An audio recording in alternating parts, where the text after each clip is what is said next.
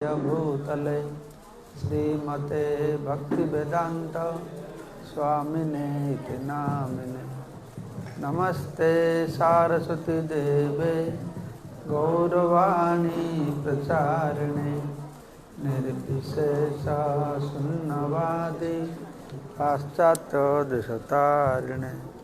वाञ्छाकल्पतरुभ्यश्च कृपा सिन्धुभ्येव च पतितानां पावनेभ्यो वैष्णवेभ्यो नमो नमः। जय श्री कृष्ण चैतन्य प्रभु नित्यानंद श्री अद्वैत गदाधर श्रीवासादि श्री गौर भक्तवृंद। हरे कृष्णा कृष्ण कृष्ण हरे हरे, हरे राम राम राम हरे हरे। मुखं करोति वाचालं पंगुलं हयते गिरिं यत्कृपा तमहं वन्दे परमानंद माधवं श्रीगुरुदिनतरिणं श्री चैतन्य ईश्वरं। नमः। ओम विष्णुपादाय कृष्णपृष्ठाय भूतले श्रीमते जयपताका स्वामी। So we'll have a Kannada translation. Microphone, sentence by sentence. So first I will tell you the story about the Kannada story.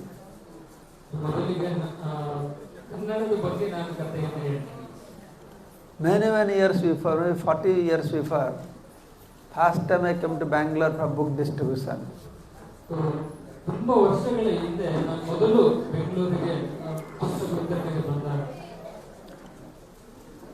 I did not have any geographical idea about India, which country, which state. I was very limited on that. So ನನಗೆ हिंदी में बताओ। हिंदी तो मैं हिंदी, अच्छा मैं हरि बोल हरे कृष्णा। मैं बताया 40 साल पहले मैं जब ब्रह्मचारी था, 22-20 साल उम्र था, मैं पहला बार बेंगलोर में आया था। तो उस समय मेरा उतना जियोग्राफिकल आइडिया नहीं था। तो जब मैं बुक डिस्ट्रीब्यूशन करता था, लोगों ने पूछते थे कन्नड़ा बुक है। ಸುಮಾರು 40 ವರ್ಷದ ಹಿಂದೆ ಬಂದಾಗ ನಾನು ಬೆಂಗಳೂರಿಗೆ ಬಂದಾಗ ನಾನು ಬ್ರಹ್ಮಚಾರಿ ಇದ್ದೆ. ಅವಾಗ ಪುಸ್ತಕ ವಿತರಣೆಗೆ ಬಂದಾಗ ಜನ ಕೇಳ್ತಾ ಇದ್ರು ಕನ್ನಡ ಬುಕ್ ಇದೆಯಾ ಅಂತ। उस समय हमारा कन्नड़ा किताब पब्लिश हुआ नहीं लगता है। कन्नड़ बुक पब्लिश ಆಗಿರಲಿಲ್ಲ।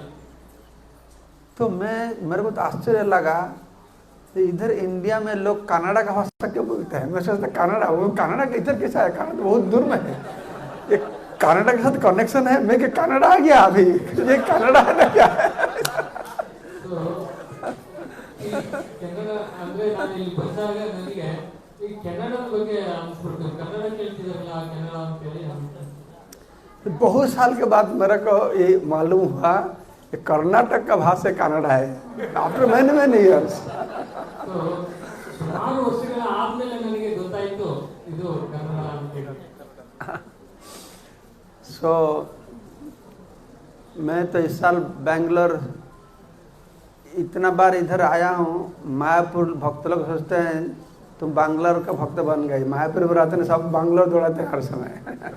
ಸುಮಾರು ಸಲ ನಾನು ಬೆಂಗಳೂರಿಗೆ ಬಂದಿದ್ದೀನಿ। ಎಷ್ಟು ಬಾರಿ ಬಂದಿದ್ದೀನಿ ಅಂದ್ರೆ ಮಾಯಾಪುರಲ್ಲೆಲ್ಲ ಜನ ಯುವತಿ ಹೇಳ್ತಾರೆ ನೀನು ಬೆಂಗಳೂರಿನ ಭಕ್ತ ಆಗಿದ್ದೀಯಾ ಅಂತ।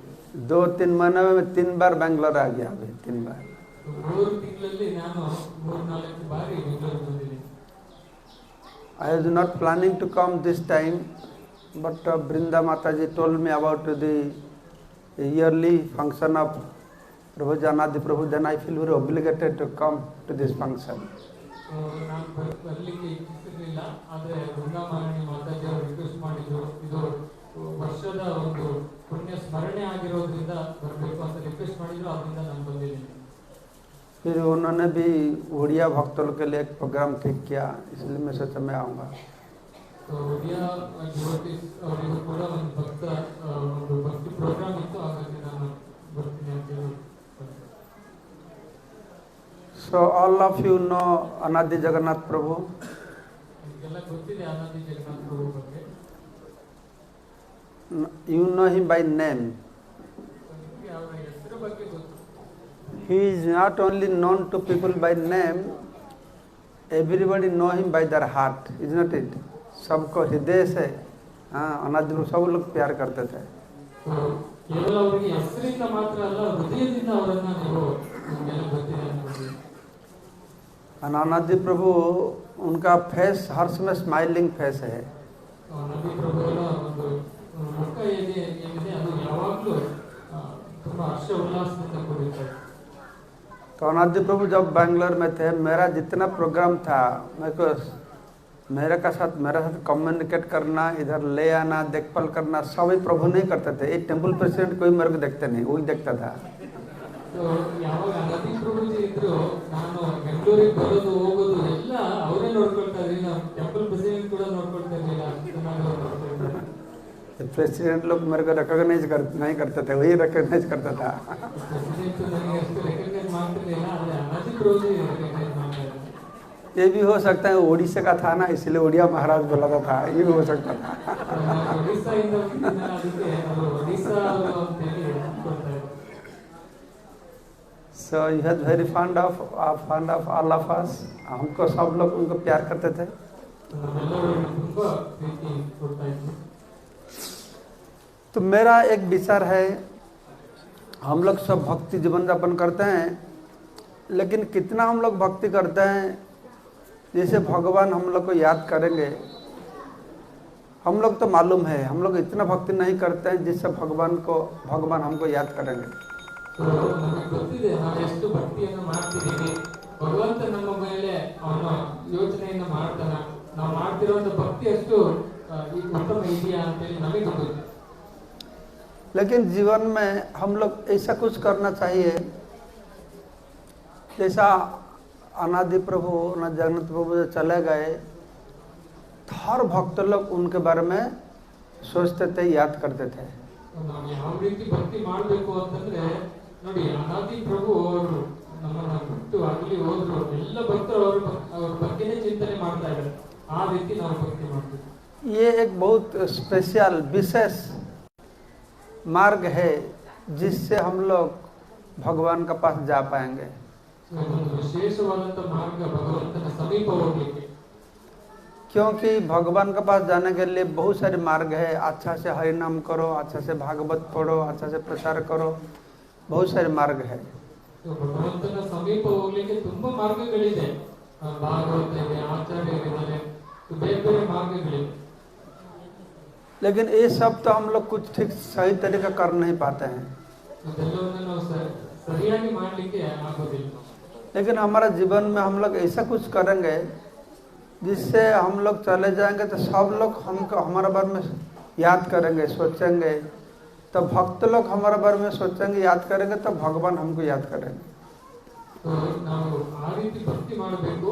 ಯಾವ ರೀತಿ ಅಂದ್ರೆ ಭಕ್ತರು ನಮ್ಮ ಜೊತೆ ಅವರು ಯೋಚನೆಯನ್ನು ಮಾಡಬೇಕು, ಈ ರೀತಿ ಭಕ್ತಿಯನ್ನು ಶುದ್ಧವಾಗಿ ಮಾಡ್ತಿದ್ದಾರೆ. तो अनादि जगन्नाथ प्रभु ऐसा भक्त थे, सब लोग उनको याद करते थे, सब लोग प्यार करते थे. ಅನಾದಿ ಪ್ರಭು ಎಲ್ಲರೂ ಅವರನ್ನ ಸ್ಮರಣೆ ಮಾಡ್ತಾ ಇದ್ರು, ಮತ್ತೆ ಅವರು ತುಂಬಾ ಪ್ರೀತಿಯನ್ನು ಕೊಡ್ತಾ ಇದ್ರು. तो अनादि जगन्नाथ प्रभु इसको शुरू किए थे, इस सेवा संगठन को प्रतिष्ठाताचार्य है इसका.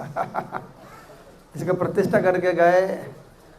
और उनका पत्नी वृंदा माता जी भी बहुत, she is also very managerly strong lady to manage. बहुत अच्छा देखते हैं. ಅನಾದಿ ಜಗನ್ನಾಥ ಪ್ರಭು ಈ ಒಂದು ಶ್ರೀವಾಸಂಗನ ಸ್ಥಾಪನೆ ಮಾಡಿದ್ರು. ಅವರ ಧರ್ಮಪತ್ನಿ ವೃಂದಾ ಮಾತಾಜಿ ಅವರು ಇದನ್ನ ಮುಂದುವರಿಸಿಕೊಂಡು ಹೋಗ್ತಾ ಇದ್ದಾರೆ. उसको माइक्रोफोन को खाना चाहिए, वो दुर्बल हो गया, बोल नहीं पाता, फीलिंग वीक. तो ये श्रीवास न्यू श्रीवास संगठन प्रतिष्ठा करके गए. चैतन्य महाप्रभु का लीला में श्रीवास ठाकुर का भूमिका बहुत गुरुत्वपूर्ण होता है. ಚೈತನ್ಯ ಮಹಾಪ್ರಭು ಲೀಲೆಯಲ್ಲಿ ಶ್ರೀವಾಸ ಸಂಘ ಭೂಮಿಯ ಒಂದು ಮಹಿಮೆ ಇದೆ. अच्छा माइक्रोफोन लगाओ, नहीं तो डिस्टर्ब होगा। नहीं तो हिंदी समझ, सब हिंदी समझ पाता है? कितना लोग हिंदी समझते हैं? सब हिंदी समझते हैं। Only Tamil Nadu they don't like Hindi, Tamil Nadu they oppose, और कर्नाटक सब हिंदी समझते हैं। तो हिंदी में बताऊंगा, ठीक है, समझ पाएंगे। हिंदुस्तान हमारा है, तो हिंदी समझना पड़ेगा।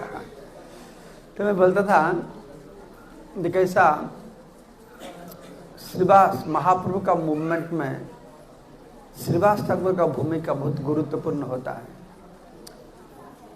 श्रीवास ठाकुर तो ऐसा, कौन है श्रीवास ठाकुर? नारद मुनि है। नारद मुनि हम लोग को उद्धार करने वाले हैं, नारद मुनि। तो देखिए, चैतन्य महाप्रभु जगन्नाथ मिश्र सच्ची माता का घर पर पैदा हुए, प्रकट हुए, लेकिन सारा दिन भर वो बिताते थे श्रीवास ठाकुर का घर में। हाँ, जितना सारी लीला होता है ना, लीला हुआ, चैतन्य भागवत, चैतन्य चरित्र वर्णना किया गया, इस सच्ची अंगन में कुछ नहीं हुआ, सब श्रीवास ठाकुर के घर में। हाँ ना, तो पहला शुरू हुआ महाप्रभु जब गया से वापस आए, उनका पितृश्राद्ध करते हुए गया जाने का समझ है। गया जाने से पहले तब महाप्रभु इतना भक्तिभाव प्रकट नहीं करते थे। ये बहुत चंचल थे, उद्धत थे, उद्धत। हाँ, और आर्गुमेंट करते थे, न्याय व्याकरण विद्या रस आस्वादन करते थे। इतना डेंजरस थे निमाई पंडित, जब वैष्णव लोग उनको पास भी नहीं जाते थे। हाँ, कभी निमाई सामने में रास्ता में कोई वैष्णव लोग जाते हैं तो निमाई को देखेंगे तो वो दूसरा रास्ता पड़ के जाएंगे, वो इतना डेंजरस थे। तो पकड़ के उन लोग को तर्क करेंगे, वैष्णव लोग को तर्क को कुछ काम नहीं उन लोग का, तो ऐसा थे।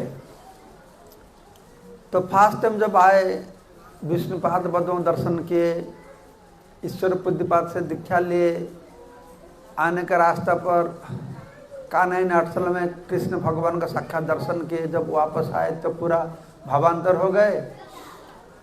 तो उनको मिलने के लिए बहुत सारे नवद्वीपवासी गए थे, कोई वैष्णव लोग गए नहीं, उनको संभाषण करने के लिए कोई वैष्णव गया नहीं। एक श्रीमान पंडित करके गया था। तो महाप्रभु उनका तीर्थ यात्रा के बारे में बोलते थे। जब जाता था तो गया में पहुंचने से पहले मैं सुना बहुत शंख घंट बाजते हैं। तो नज़दीक में गया, हजारों ब्राह्मण विष्णु वेद पाठ करते थे। वो लोग कहने मेरे को बोले आओ आओ विष्णु पाद पद्म दर्शन करो। विष्णु पाद पद्म बोलने से विष्णु को बताऊंगा। तो नेक्स्ट डे सुबह श्रीवास अंगन में नवद्वीप में जितना सारे वैष्णव लोग थे, हर रोज सुबह आते थे फूल तोड़ने के लिए, हाँ, उनका ठाकुर को पूजा करने के लिए। और उनका घर में एक कुंद फूल का पेड़ था। वो पेड़ का ऐसा एक स्वभाव था, जितना फूल तोड़ेगा और फूल होता था। तो सब आते थे और कृष्ण कथा बोलते थे श्रीवास अंगन में। सब वैष्णव लोग सुबह श्रीवास अंगन में मिलते थे पहले, उसके बाद महाप्रभु के पास जाके सच्चे अंगन में मिलते थे। तो उस दिन श्रीमान पंडित आया बोलने के लिए। देखो सब बहुत खूब खुश मन में आया, क्योंकि ना निमाय पंडित जो इतना दुष्ट था, चंचल था, इतना सोबर हो गया, इतना शांत धीर, अष्ट सात्विक विकार देखा जाता है, रोता था, कृष्ण भाव आ गया, कृष्ण भक्त बन गया। तो बहुत खुश होकर आते थे। तो श्रीवास पंडित ने पूछे क्या हो गया तुमको श्रीमान, तुमको देखने के लिए बहुत खुशी खुशी लगता है। तो श्रीमान बता रहे मैं तुमको बताऊंगा, मैं क्या कुछ, तुम सब लोग खुश हो जाएंगे। क्योंकि उस समय नवद्वीप में वैष्णव लोग का हालत बहुत खराब था, क्योंकि मुसलमान शासन था। मुसलमान शासन के कारण भक्ति का बेसी प्रभाव नहीं था। मुसलमान लोग भक्ति को विरोध करते थे। मुसलमान से हिंदू लोग भी भक्ति का विरोध करते थे। हिंदू में ब्राह्मण लोग बहुत भक्ति का विरोध करते थे। महाप्रभु आंदोलन का मुसलमान राजत्व चलता था, मुसलमान लोग तो विरोध करते थे, मुसलमान से ज्यादा हिंदू विरोध करते थे महाप्रभु को, और हिंदुओं में ज्यादा ब्राह्मण लोग विरोध करते थे। ये हालत था। सब काली उपासना करते थे, शीतला उपासना करते थे, मस्त करके रहते थे। तो उन्होंने बताया, देखो ये श्रीवास ठाकुर बोला, अरे श्रीमान तुम आज देखने को तो आनंद लगता है, क्या खबर है? अरे मैं क्या आनंद है, मैं ऐसा बात बताऊँ तुम सब लोग आनंद हो जाएंगे। क्या हो गया? फिर बताया, ये निमाई पंडित आया नवद्वीप गया से, और वो मैं देखा वो आप पहले जैसा निमाई पंडित वैसा नहीं, ये नया निमाई पंडित है, इतना शांत है, धीर है, अष्टसात्विक विकार देखा जाता है, और वैष्णव बन गया। तो सब वैष्णव लोग सुना ये निमाई पंडित वैष्णव हो गया, सब आनंद से बोले हरि बोल हरि बोल हरि बोल, सब खुश हो गए। इतना बड़ा पंडित वैष्णव हो गया ना, बोला हमारा दल भारी होगा अभी। तो एक वैष्णव ने बोला, ये जितना काली भक्त है सबका गर्दन का हम लोग काटेंगे अभी। ऐसा बोला, क्योंकि पंडित लोग एक दो आ जाएंगे तो हमारा दल भारी हो जाएगा ना, सबको डिफीट कर पाएंगे ना। शास्त्र तो है, दर्शन तो है, लेकिन उनको उपस्थापना करने के लोग नहीं होगा तो दर्शन में कुछ। देखो आपका साउथ इंडिया में क्या होता है, जब कोई राजा शिव भक्त बन जाता है तो सबको शिव भक्त बनाते हैं, कोई विष्णु भक्त बन जाता है सबको विष्णु भक्त बनाता है, कोई काली भक्त बन जाता है सबको। ऐसा होता है, राजा के हाथ में जो धर्म जाएगा तो वो विरह भाव शुरू हुआ राम के लिए से। कहाँ जाबो कहाँ पाबो मुरली भजन, किधर मैं मुरली भजन कृष्ण को मिलूंगा, हा कृष्ण हा कृष्ण हा कृष्ण, ऐसा करते थे। तो महाप्रभु जब वापस आए बहुत दिन के बाद, सच्ची माता को विष्णु प्रिया बहुत खुश हो गए, लेकिन मेरा बेटा आ गया बहुत खुश हो गए, लेकिन बेटा पागल जैसा ऐसा होते थे, पागल। तो पागल जैसा ऐसा होते थे। महाप्रभु रोज सारा दिन भर रोते थे, रात को नहीं सोते थे, उनको बाल को लेके पैर में बांधते थे, और कभी कभी पागल जैसा छूटते थे, हाँ छूटते थे, और कभी आंखों को बड़ा बड़ा करके ऐसे करते थे। विष्णु का सब डर जाते थे, कोई पास में आ नहीं पाते थे, क्या हो गया? तो सच्ची माता ने सब लोगों को पूछते थे, अरे निमाई को क्या हो गया, ये पागल हो गया? तो सब लोगों ने बोलते नहीं नहीं पागल नहीं हुआ, हम लोग को लगता है उनका पेट में ज्यादा गैस हो गया लगता है, थोड़ा उसको ग्रीन कोकोनट का पानी दो, नारियल का पानी दो, वो ठीक हो जाएगा। लोगों को क्या मालूम है, ठीक है, ग्रीन कोकोनट पानी खिलाता था। माँ सच्ची माता बहुत सिंपल लेडी थी, जो लोग जो बोलते थे बोलता था। और का क्या, और कोई आके बोलते था, अरे नहीं नहीं ये नारियल का पानी से कुछ नहीं होगा, इसका बीमार बहुत पुरानी बीमार है, जिसको बकरी का घी होता है ना, वो बकरी का घी होता है सर में लगाओ वो ठंडा हो जाएगा। ऐसा कोई कई बात लोग बताते थे। सच्ची माता का पुत्र में तो स्नेह था, मैं प्यार पुत्र पागल हो गया, क्या करूं? जगन्नाथ मिश्र तो घर में नहीं, कोई घर में नहीं, बड़ा भाई नहीं, पिता नहीं, कोई नहीं, क्या बेचारी करेंगे? जो लोग जो बोलते थे करते थे, और डर में विष्णु पास में नहीं आते थे। हर जगह हर समय कहाँ कृष्ण ऐसा करते थे। तो एक दिन सच्ची माता ने श्रीवास ठाकुर के पास गए, श्रीवास को सब बात बताया, देखो ऐसा हो गया, मेरा लड़का तो पितृ श्राद्ध करके गया से वापस आया, पूरा पागल बन गया, मैं इतना कोशिश करता हूँ, हाँ ट्रीटमेंट करता हूँ, वो पागलपन कमते नहीं, आप थोड़ा आइए देखिए क्या करूँ इसको लेके। तो श्रीवास ठाकुर जब आए तो महाप्रभु तो हर समय भावांतर भाव में रहते थे, अष्टसात्विक विकार, अश्रु, पुलक, कंप, स्तंभ, ये भाव प्रकट होता था। तो श्रीवास ठाकुर आए, हाँ जगन्नाथ मिश्र के घर पर आके निमाई पंडित तो देखे, तो श्रीवास पंडित परम वैष्णव थे। बाहर का लोग तो सोचते हैं पागल हो गया, उसको नारियल का पानी पिला। श्रीवास पंडित देखते हुए उनको मालूम हो गया ये तो पागल नहीं है, ये तो परम भक्ति का लक्षण है, ये प्रेम का अष्टसात्विक विकार है। तो श्रीवास ठाकुर ने बोले सची माता को, सची माता ये सही बात है, तुम्हारा बेटा पागल बन गया, पागल हो गया, लेकिन मैं भगवान के पास प्रार्थना करता हूँ, मैं ऐसा पागल हो सकता था अच्छा होता, जीवन सफल हो जाता था। मेरे को ऐसा पागल हो सकता, मैं ऐसा पागल हो कब होगा, ये जैसा ऐसा पागल मैं कब बनूंगा, नहीं जीवन का अमल जीवन सार्थक हो जाएगा। सच में तो कुछ समझ नहीं पाते क्या बोलते हैं। फिर उनको समझाए ये पागल का लक्षण नहीं, ये पागल है, ये भगवान के लिए पागल, इसे अष्टसात्विक विकार है। तो श्रीवास ठाकुर का बोला है, श्रीवास ठाकुर से बताए। ओ तब निमाय पंडित ने बोला श्रीवास ठाकुर सारा नवद्वीप का लोग बोलते हैं मैं पागल हूं, मैं से अपेक्षा किया था तुम्हारे लिए, तुम फिर मेरे को आके बोलते थे वही लोग का माफिक मैं पागल हूं।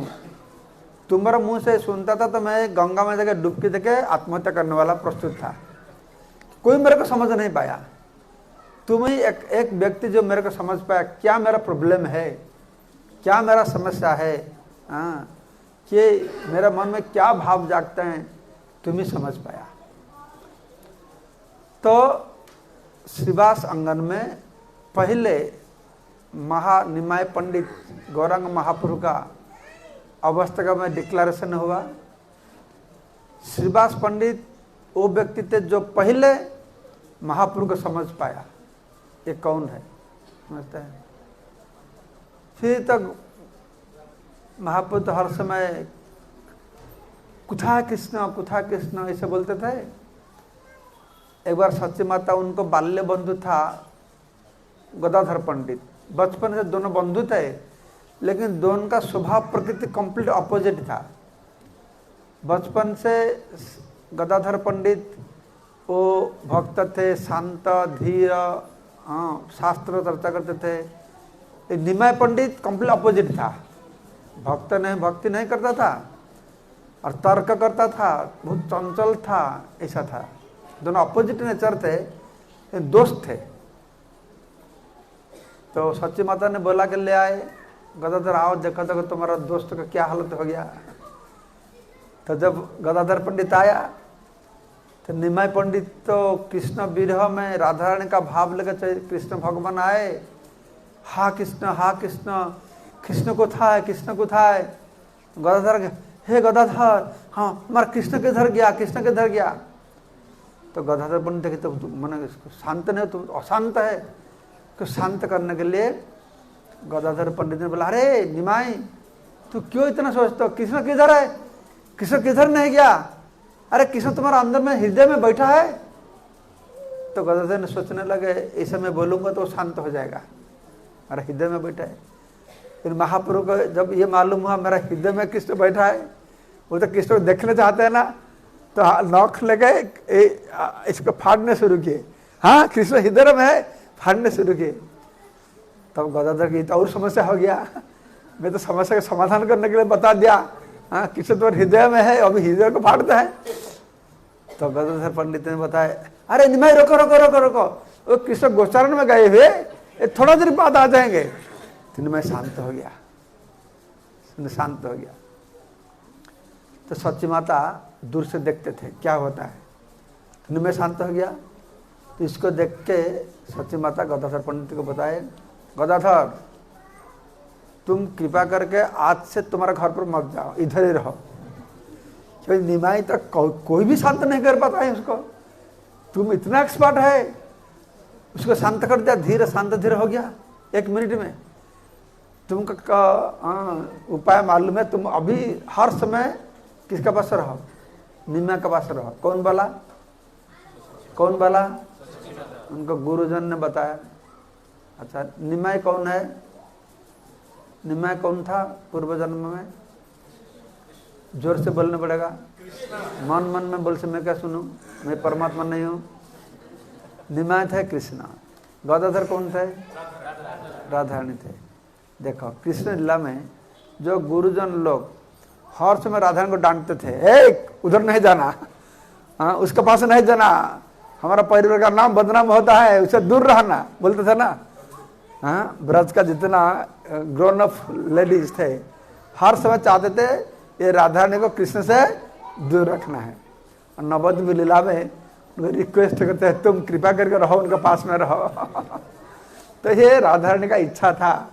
राधा रानी गोपियों ने प्रार्थना करते थे हम लोग को ये विधाता क्यों ये औरत जन्म दिया। ये सिद्धाम सुबल सुदाम देखो ये बेटा लड़का हो के जन्म हुए हर समय किसी के पास है। हम लोग औरत जन्म क्यों मिला। हम लोग पुरुष जन्म होता तो हर समय हम लोग किसी के पास रहता था। तो राधा रानी का वासना था। तो कलि युग में राधा रानी गदाधर पंडित होकर आ गए। तो हर समय उनको सच मतलब तो उनके पास रहो। तो श्रीवास अंगन सिर्फ महाप्रभु के लिए श्रीवास अंगन धन्य है ऐसा नहीं। श्रीवास अंगन में तो महाप्रभु का बहुत सारे लीला हुआ। महाभाव प्रकाश हुआ ना श्रीवास अंगन में हुआ। तो महाभाव प्रकाश हुआ, महाप्रभु ने एक भक्त को बुलाया ना, गंगादास इधर आओ। तुमको याद है एक बार काजी ने तुमको पुलिस तक पकड़ने के लिए लोग भेजा था। तुम मुस्लिम लोग आके तुम्हारे पत्नी को पकड़ेंगे, इस डर से तुम भागने वाले थे। तो गंगा का किनारे पर गए, कोई नहीं था। तो तुम गंगा में आत्महत्या करने के लिए जाते थे। तुमको याद है एक नाव आया तुमको लेने के लिए उस पर। तो गंगादास पंडित बोले हाँ ऐसा आया हुआ था। तो महाप्रभु तुमको मालूम है वो नाव वाला कौन था। भगवान का कृपा से नहीं, मैं आया था उसको नाव लेकर तुमको उद्धार करने के लिए। तो गंगादास लगते हैं ये सही बात है तुम आए। तो महाप्रभु को मालूम हो गया, विश्वास नहीं करते हैं मैं आया। महाप्रभु बोले मैं बताऊं तुम मेरे को क्या बोले थे उस दिन। तुम मेरे को बोले थे मैं तुमको 1 रुपया बख्शिश दूंगा, तुम मेरे को उस पर ले जाओ। तुम बोले थे ना। हाँ मैं तो ऐसा बोला था। तो महाप्रभु प्रमाण कर देते मैं आया था उसी दिन उधर।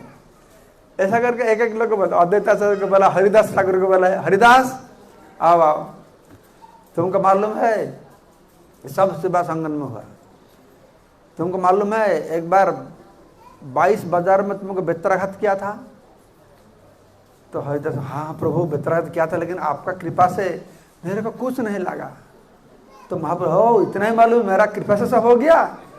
तुमको मालूम नहीं जब बेत्राघात होता था तो मैं सुदर्शन चक्र को बोला तुम जाओ, तुम जाके जबन को मारो, मेरा भक्त को अत्याचार करता है। सुदर्शन चक्र मेरा दास है, मेरा सब बात सुनते हैं।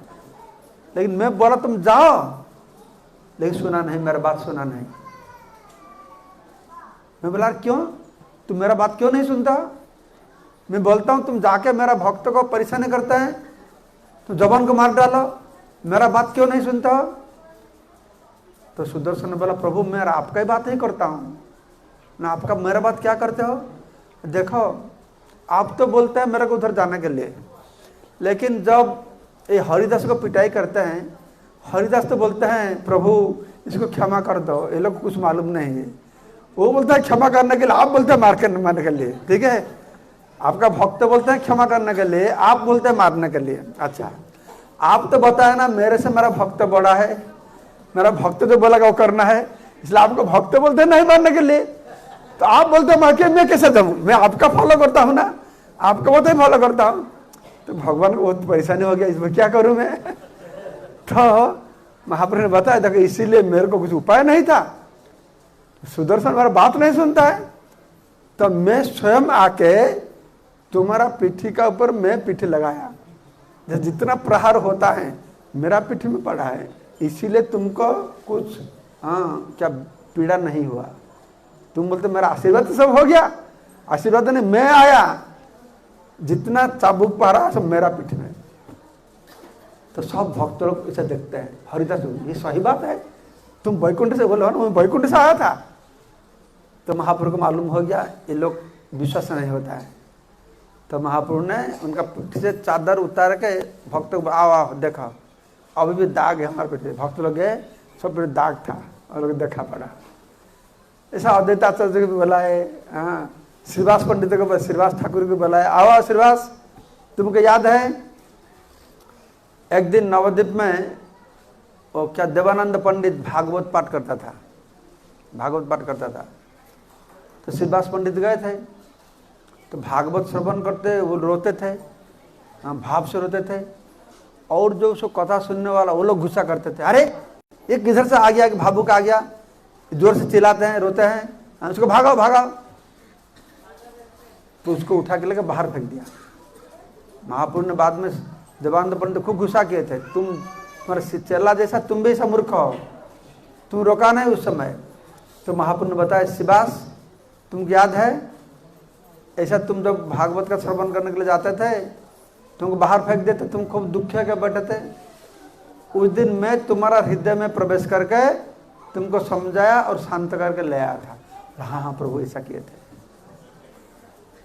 ऐसा श्रीवास पंडित का घर में जो कितना सा लीला हुआ, जो था क्या है, श्रीधर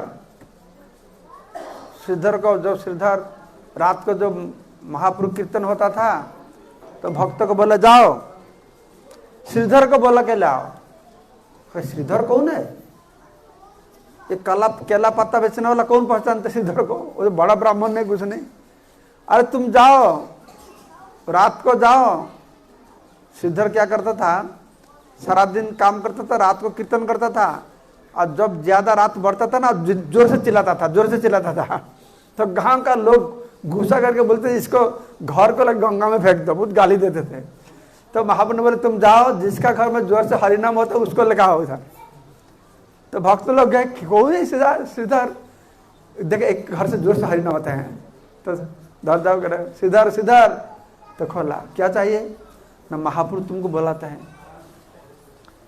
जो श्रीधर सुना महाप्रभु मेरे को स्मरण करता है, वो मूर्छा के गिर गया।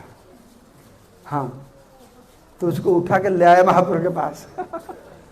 श्रीवास संगन में लाए थे, तो महाप्रभु ने बोले, अरे श्रीधर तुम मेरा इतना बड़ा भक्त हो, मैं तुमको कुछ आशीर्वाद देना चाहता हूँ। तुम तो गरीब है, तुम्हारा अच्छा मकान नहीं, खाने के लिए कुछ नहीं, तुम धनी बन जाएंगे। नहीं, मेरे को धनी नहीं होना चाहिए। ठीक है, तुमको अष्ट ऐश्वर्य मिल जाएगा। नहीं चाहिए, अष्ट सिद्धि मिल जाएगा, जो बोलते थे महाप्रभु। श्रीधर नहीं, मेरे को चीटिंग मत करो, ऐसा जगह में चीटिंग मत कर। क्या चाहिए? बोला मैं चाहता हूँ जन्म जन्मांतर में मैं ऐसा गरीब होकर जन्म लाभ करूंगा। आप प्रार्थना करेंगे भगवान का पास जाके, कोई आप प्रार्थना करेंगे भगवान कृपा कर दीजिए मैं गरीब होकर रहूंगा, ऐसा करेंगे? नहीं, धनम देही जन्म देही जसम दे करेंगे ना। कि जे भजे से बड़ा चतुर, से बोलते मेरे गरीब करके रखो। क्यों? मैं चाहता हूँ मैं ऐसा गरीब ब्राह्मण के जन्म, हाँ श्रीधर का जन्म लाभ होगा। मैं चाहता हूँ ऐसा मैं जन्म जन्मांतर में केला का पत्ता बेचूंगा, बिजनेसमैन करूंगा, और वो लंबा लड़का, हाँ 7 फुट ऊंचा वाला ब्राह्मण, वो आके हमारा साथ रोज झगड़ा करेंगे केला पत्ता और केला खरीद करने के लिए। मैं ऐसा चाहता हूँ, मैं और कुछ नहीं चाहता हूँ।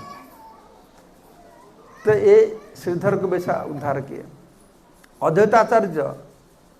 अद्वैताचार्य को पहला बार मिला महाभाव माया श्रीवास संगन में, पता रामाय पंडितों को भाई को भेजा, जाओ अद्वैताचार्य को बोल के ले आओ।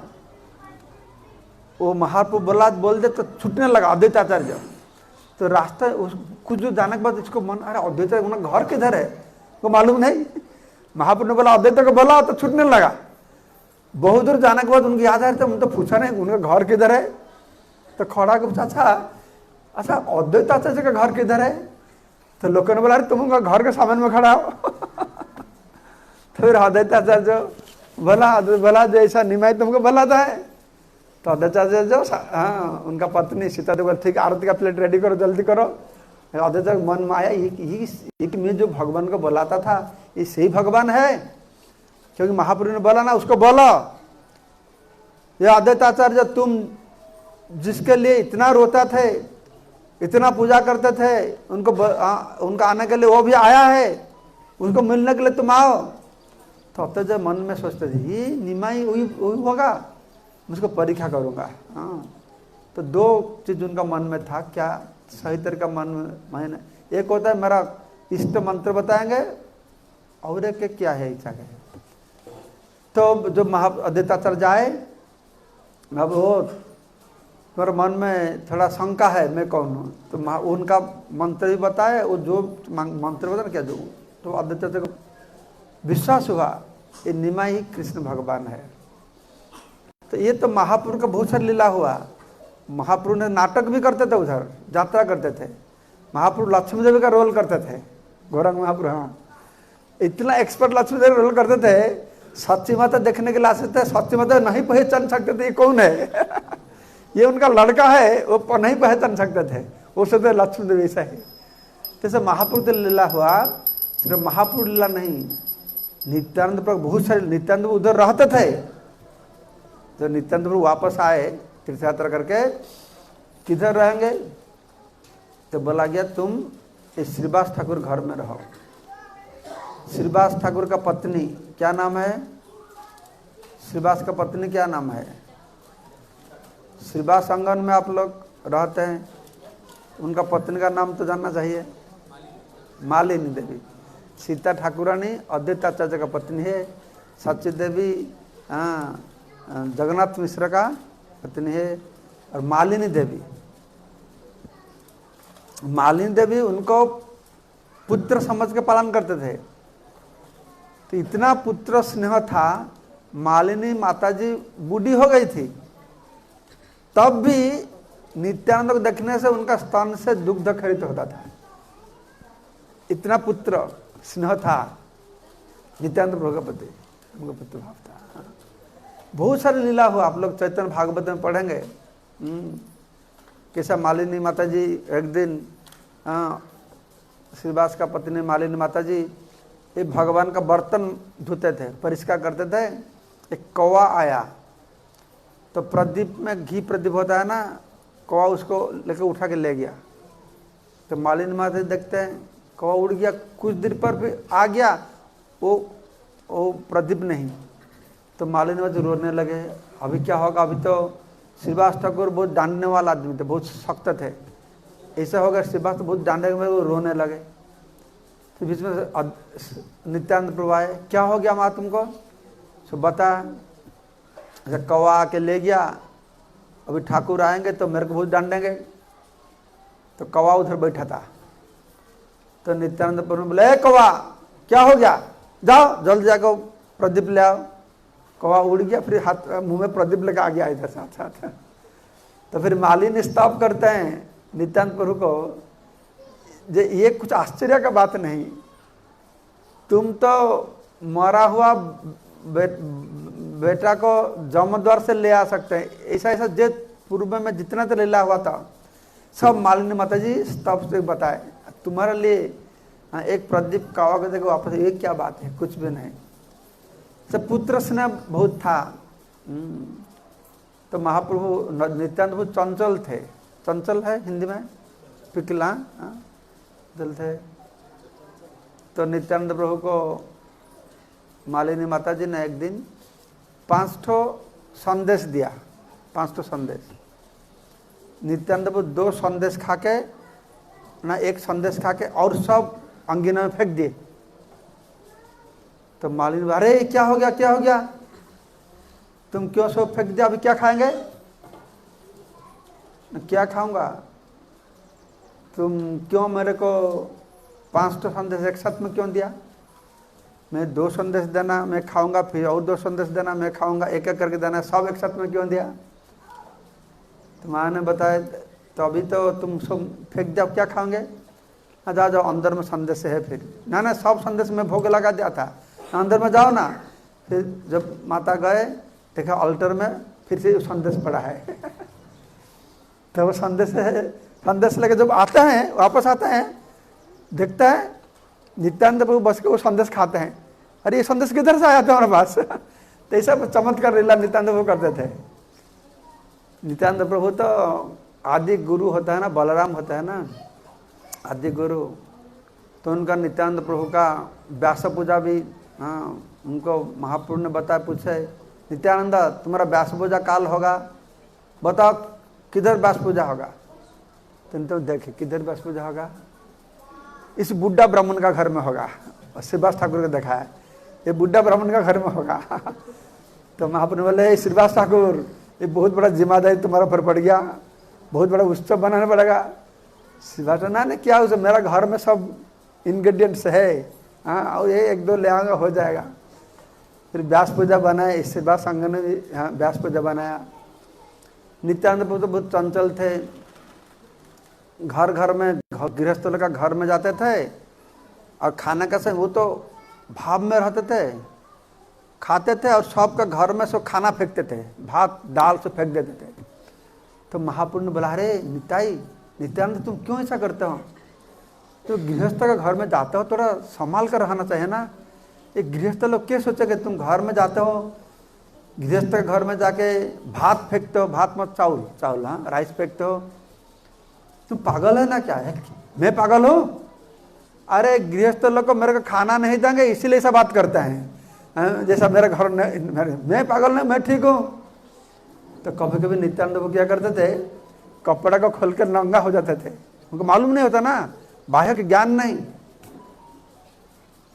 तो फिर बोलते थे, महाबुलारी तुम ऐसा क्यों करते हो, गृहस्थ के घर पर जाते हो, कभी कपड़ा खोल कर नंगा होकर नाचते थे, ऐसा क्यों करते? तो बोलते नहीं मेरे को क्या पागल समझते हो ना कि मैं क्यों ऐसा करूँगा, मैं ऐसा नहीं करूँगा।